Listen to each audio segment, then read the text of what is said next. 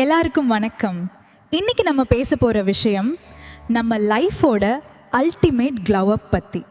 Branded ஆடைகள் போடுறதோ costly காரில் போகிறதோ கெத்து கிடையாது.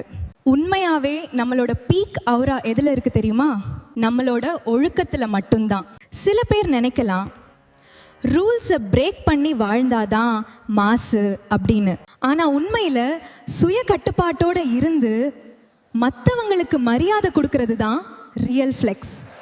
ஆன்லைனில் யாரையும் ட்ரோல் பண்ணாமல் தப்பாக பேசாமல் நம்ம கண்ணியத்தை மெயின்டைன் பண்ணுறது தான் நம்மளோட கிளாஸ். யாரும் பார்க்காத போதும் நம்ம கேரக்டரையும் கொள்கைகளையும் ட்ராப் பண்ணாமல் இருக்கிறப்போ தான் நம்ம லைஃப்க்கு நம்மளே மெயின் கேரக்டர் ஆக முடியும். திறமை நம்மளை டாப்க்கு கொண்டு போகலாம், ஆனால் அந்த இடத்துல நம்மளை நிரந்தரமாக நிலைக்க வைக்க போகிறது நம்மளோட டிசிப்ளின் மட்டும்தான். ட்ரெண்ட் எல்லாம் வந்து போகும், ஆனால் ஒழுக்கம் அப்படிங்கிறது எப்போவுமே டைம்லெஸ் கிளாசிக்.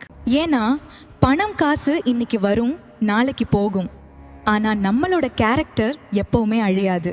கோபப்பட வேண்டிய இடத்துலையும் நிதானமாக இருக்கிறது, பவர் இருக்கிறப்பவும் பணிவாக இருக்கிறது, இதுதான் உண்மையாகவே ரியல் லைஃப் எனர்ஜி.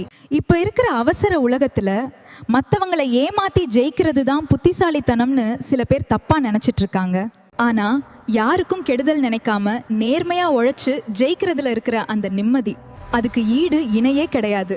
நம்மளோட இந்த ஒழுக்கம் தான் நம்மளை சுற்றி இருக்கிறவங்களுக்கு ஒரு பாசிட்டிவ் வைப் ஷிஃப்டை கொடுக்கும்.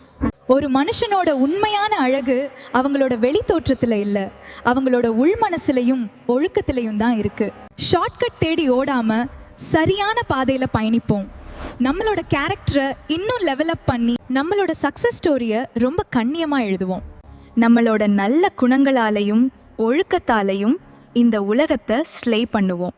இந்த கருத்து உங்களுக்கு பிடிச்சிருந்தா உங்களோட ஃப்ரெண்ட்ஸுக்கும் ஷேர் பண்ணுங்கள். உங்களோட கருத்துக்களை கமெண்ட்டில் சொல்லுங்கள்.